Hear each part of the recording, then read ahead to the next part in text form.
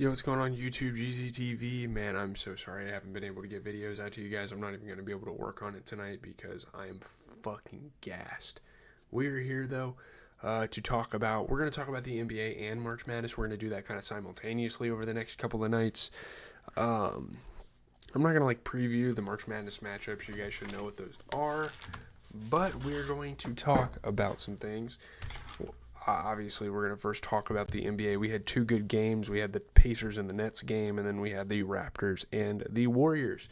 Nets and Pacers. Bennedict Mathurin scores 28, leads the Pacers to a 6-point overtime victory over the Nets, man. The Nets keep it tough. They make it a tough victory for a lot of teams, and you got to give them credit. For a team that's 24 games under 500, they do that. Obviously, shout out to Bennedict Mathurin. Great overtime period, great scoring night overall, and he's had a really good run at things recently. That could be attributed to the fact that Tyrese Halliburton hasn't played in a couple of games, but still.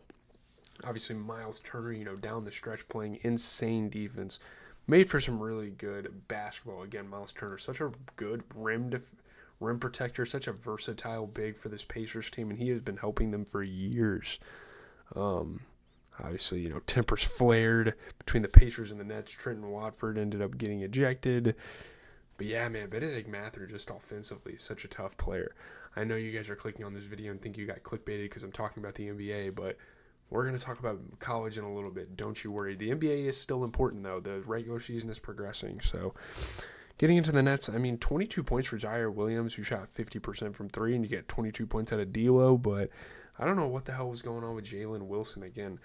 And they have depth, Terrence Martin, Day'Ron Sharpe, Noah Clowney, Trenton Watford, Maxwell Lewis. That's a decent bench unit. Obviously, it's not going to win you any championships or anything like that, but they have other options besides Jalen Wilson. And I don't even know why he starts. So it's a weird situation. I don't even really feel like talking about these games that much because we all know what we're here for. We're here for fucking March Madness. But let's get going with it. You look at the Pacers. Miles Turner, 23 points, 10 rebounds. He shot 40% from three, 28 points, 16 rebounds for Bennedict Mathurin.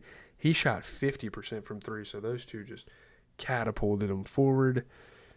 Awesome stuff. Let's get into the Raptors and the Warriors. This is very unfortunate. Jimmy Butler scores 18, but Steph Curry is injured. The Warriors get a 3-point win over the Raptors.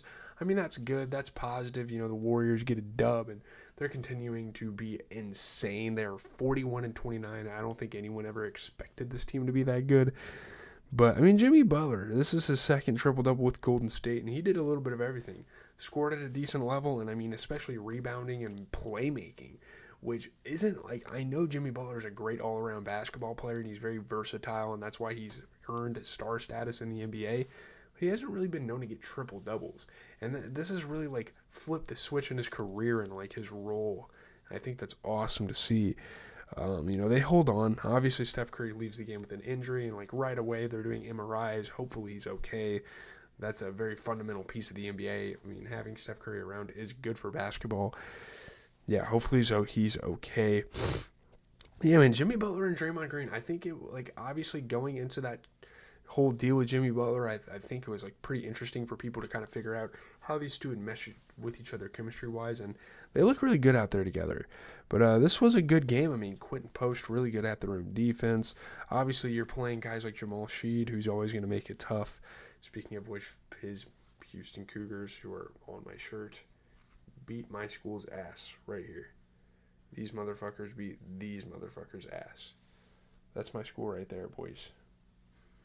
What can I say? I got my March Madness shirt on. We went to Wichita, Kansas. I don't even think I announced that to you guys. We went to Wichita, Kansas today and watched SIU Houston and Gonzaga and Georgia. And unfortunately, those were the two worst games of the day. But hey, we got to watch college basketball. I went to my first March Madness. That's pretty fucking awesome. You look at the Raptors, great game for Scotty Barnes, 29 points, 10 rebounds. He shot 50% from three. You get a 21-point performance for Emmanuel Quickley.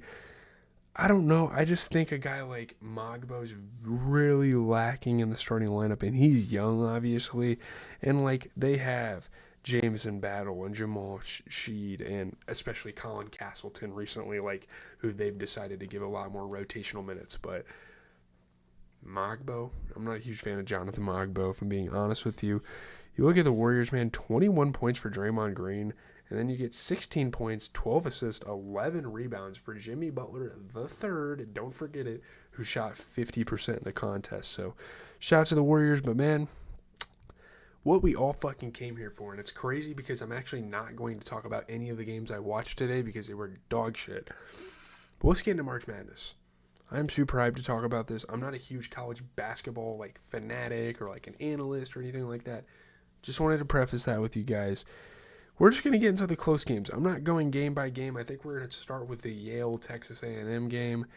Texas A&M avoids an Ivy League upset. They beat Yale by 9 in the NCAA tournament. Obviously, an Ivy League upset happens a lot. No need to overthink this one. Texas A&M was never in danger of letting the Ivy Leaguers from Yale pull another March Madness upset, and sadly, that's what I put in my bracket. Just didn't quite shape out. Really tough shots and tough offensive play for a guy like Pharrell Payne. Manny Obaseki played really well on the defensive end, and like Wade Taylor the fourth, and again Pharrell Payne was all over the place. Like they had a really good offensive attack this game. Is this game concerning for Texas A&M? I don't think so, but we'll have to see what happens late in the tournament. You look at the Yale Bulldogs. I mean, you get John Poulakaitis, who put up 23 points. He shot 40% from three. You always have that white boy on the Ivy League schools that just has a crazy performance out of nowhere. Obviously, this is an Ivy League school. Like, they're going to lack depth. You have guys like Samson Alaton and Bez and Bang on the starting lineup, and those aren't the greatest players. Like, they have decent bench players. Like, they had Isaac Seleskar, they had Riley Fox. Like, they had some decent guys coming off the bench and putting in some work, but they didn't have a lot of depth there. You look at the Texas A&M Aggies, 25 points and 10 rebounds off the bench for Pharrell Payne. He really showed out. He was really the guy that catapulted them forward in this contest. But moving on to the thumbnail. I mean, my God, Mr. Amir Khan, the legend, possibly a modern-day Sister Jean here. This guy is a fucking legend. Number 12 seed McNeese holds off a late Clemson charge. They earn their first ever March Madness victory. I've seen McNeese in the March Madness tournament a couple of times, but they haven't won it yet, and today they broke that. So that's fucking awesome. Shout out to McNeese. That's incredible for their program. And just a very underrated part about March Madness is just the exposure some of these schools get, and especially Amir Khan bringing the awareness and having the celebrity now. And that's awesome, dude. McNeese coach Will Wade and his boombox toting manager gave March Madness its first bracket buster. There were actually a lot of people, though, like going into the tournament that saw this coming. I didn't want to believe it because I really liked Clemson, and I had them going to the Sweet 16. Unfortunately, my bracket's fucked because of this game, but I'm nonetheless very happy for McNeese and their legendary manager rapping lyrics with the players in the tunnel. It's just such a dope character, and it's such a dope thing you can really root for moving on in the tournament. This is what March is about, all these storylines. I think it's great. Like Christian Shumate late in the game, dunking it down, huge upset win. I mean, there was so much energy in this program. Like, the coach was getting hyped. It looked fucking awesome. Clemson obviously came up short. Like, that sucks because Clemson had such a good year, and I had such high hopes. This was a top 20, I mean, debatably a top 10 at a point school in the country. And to lose to McNeese like this, it's not great, really. Again, like, Christian Shumate was awesome, scoring at all three levels of the floor. And yeah, he was great. He had 13 points, 11 rebounds. He shot 50% from three, 75% overall. He played incredible. And I mean, you get some really, what is fucking happening? Give me a second here. I'm trying to figure out my ESPN so I can kind of look at some stuff here. They had Murray off the bench going for 21 points. He shot 50% from three. You look at the Tigers, I mean, good game from a guy like Jaden Zachary. He had 24 points and he shot 50% from three. And I mean, you get Chase Hunter. Chase Hunter's been a pretty big part of this program for a couple of years now. I think this is like it's like his sixth year with the program. I've seen this guy all over. He had 21. Obviously, a pretty bad game for a guy like Ian Shefflin. Like, I don't know what the hell that guy was doing. Like, you have decent bench players like Jake Heedbreaker and Dell Jones kind of trying to come off the bench and get shit done. I'm trying to learn these college basketball players' names because I want to know this, but couldn't get it done, man. They just couldn't get it done. They had some lacking components. Couple more games. There's actually a decent amount of more games I do want to talk about. Let's go ahead and move on to UC San Diego and Michigan, because although I picked Michigan in my bracket, my goodness, did I want to see UC San Diego take this damn thing. And actually, before we get into that, this is just going to become like a big old basketball sports talk show. Let's just get into the NBA tomorrow. Honestly, for tomorrow, if you were to turn off March Madness for a little bit and watch basketball, there is a good game, Grizzlies Clippers, coming on tomorrow at 9:30. If you don't really care for the late windows, we'll see there. But just moving on with the tournament some more. Again, let's talk about this UC San Diego Michigan game, because my goodness, Michigan almost went down, and I actually really like this Michigan team. Number 5 seed Michigan holds off the UC San Diego by a 3. Absolute nail biter in March Madness. Many of these are going to happen in this tournament. Vladislav Golden in Michigan proved a bit too much for UC San Diego. Solid scoring for the Russian center. Obviously, he is a transfer out of FAU who made a, ironically enough, Cinderella story run in the tournament last year. And I think they actually were a 12 seed as well. So that's kind of crazy. They survived. San Diego missed the tying 3-pointer. That's unfortunate. Vladislav Golden got fucking blocked. And, I've seen him play at the Big Ten level in the Big Ten tournament, and this guy was not getting blocked. And you play a team that plays in the Big West, and he blocks your shit. What? This is crazy. I don't know. The tournament, there's just so many wild things kind of going on with it. Trey Donaldson hit some threes. He's a great player. Will Shetter's threes. There's a lot of momentous plays for Michigan. They made all the right plays. Hayden Gray was great for San Diego State, or UC San Diego, sorry. But, they were letting the white boy fly. Tyler McGee for UC San Diego had 25 points. Obviously, you'd expect a little more maybe from a guy like Chris Howell. He had a little bit of an underperformance. They had Justin Rochelin. I guess he's okay. I don't know. He fouled out off the bench, which is kind of crazy. The Wolverines, they didn't play spectacular. I'm not going to lie. This is one that moving forward, you got to be pretty concerned for Michigan here. They squeaked this one out. Sure, they won basketball. And obviously, guys like Golden and Donaldson and Gale Jr. off the bench did decent offensively. But again, this is a team moving forward. You're like, yikes. Okay. BYU, VCU. You guys picked VCU. No. I knew BYU was going to pull this out, man.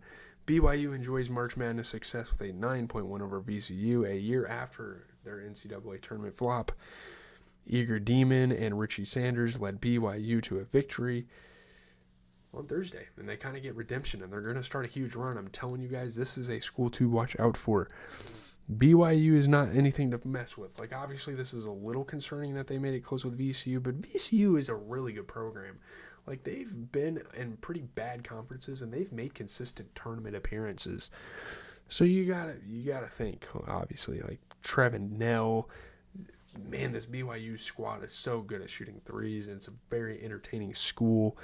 Fousseyni Traore, very smooth offense. Max Scholga was hitting threes for VCU.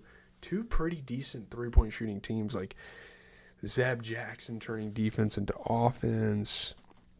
Richie Sanders, insane finishes at the rim. You look at VCU, pretty good game for a guy like Jack Clark. He had 12 points, 10 rebounds, shot 67% from three, 50% overall. 23 points off the bench for Zeb Jackson. He played phenomenal, shooting 50% from three. Now, obviously, one of their starting guards, Philip Russell, I think it could have definitely played better. He's played way better throughout the year. And, again, Zeb Jackson, you get Terrence Hill Jr. coming off the bench. You have Brandon Jennings. That's kind of fucking funny. They have a guy in VCU named Brandon Jennings. You have guys like that coming off the bench, but I don't know. It's the VCU Rams. What do you expect? And I mean, yeah, Traore. Oh man, Fousseyni Traore. What college does? Oh no, he's been with BYU the whole time. I thought he like transferred. I feel like I heard that name before. I gotta go to bed. I'm getting tired. I'm yapping. Like Richie Sanders, and yeah, Igor Demon. That's a crazy fucking name. They get the win. Again, it's a little concerning. BYU does kind of squeak past here. There's nothing super like outstanding about what they did, but they won the game. I think the last game, I would talk about Drake, Missouri. Like, that's awesome that happened in Wichita. But just to save some time, let's just talk about Arkansas and Kansas. Probably my favorite game of the day, Bill Self versus John Calipari. How the fuck could this fail as a matchup? This was incredible. This was a great matchup waiting to happen. And it did. And we got really good basketball out of it. Arkansas looks fucking amazing, by the way, man. Arkansas holds off Kansas by 7 in a March Madness matchup of, again, coaches John Calipari and Bill Self. John Calipari got past a familiar foe to put himself and the coach's new school back on the winning side in March. You know, Kentucky has had so many shortcomings, losing to Oklahoma, and I cannot remember the other school they lost to, St. Peter's. I think they lost to St. Peter's and Oakland, like, damn near consecutively, or at least like 2 years in between. Yeah, man. Shout out to Arkansas getting the win over Kansas. I knew John Calipari could do it. I did not want to bet against him, so I picked Arkansas, and it paid off for me. John L. Davis was hitting some shots. It sucks that KJ Adams Jr. got sent to the locker room with an injury because I was in Wichita, Kansas, and there are obviously a lot of like Kansas fans there, just like soaking in March Madness. They don't even have to come there to watch the Jayhawks. Because this game was played in like Rhode Island or something, like Providence, where the Friars play. But KJ Adams Jr., a lot of jerseys around there. He is a very core piece of this franchise. He is a fan favorite, and it sucked to see him get hurt. Carter Knox had some tough-ass shots for Arkansas. AJ Storr played really good defense. Like, man, this Kansas team had such potential, dude. KJ Adams, let me think, DeJuan Harris, KJ Adams, Hunter Dickinson, DeJuan Harris, AJ Storr. Dude, this team was good. Like, even Zeke Mayo, he was playing really fucking good. Yeah, dude. I mean, looking at the Razorbacks, though, they looked awesome. 11 points, 12 rebounds out of Trayvon Brazile. And, man, a early favorite of mine in this tournament is Jonas Aidoo. He is one of my early favorites that I wasn't really aware of coming in the tournament. That is a dope player to watch moving forward. He played phenomenal, man. 22 points. Good stuff all around for the Razorbacks. Like, obviously the Jayhawks really didn't have any redeeming qualities in this game. Like, they didn't play terrible, but they didn't really have any redeeming qualities, especially Rylan Griffin not playing the greatest game in the world. Like, obviously you have Flory Badunga, you have AJ Storr, who is one of the better bench players in college basketball right now. I don't know, man. I don't really want to preview the games tomorrow. That's going to do it for that game because, again, you guys should know what games these are. What this is going to be like Baylor's probably going to beat Mississippi State somewhat easily for an 8-9. I'm not sure. Alabama, Robert Morris. That would be insane if Robert Morris won, obviously. Memphis, Colorado State's a game a lot of people are looking at because Memphis is missing a star player. Duke should win. Vanderbilt, St. Mary's, I think, will be a really good game. So will Ole Miss, North Carolina. I think Maryland should win. Florida should win. Kentucky should win. New Mexico, Marquette could be a good game. Akron, Arizona could be a good game for all we know. Oklahoma, UConn, solid. Xavier, Illinois, good game. There's actually a lot of really good games on tomorrow, so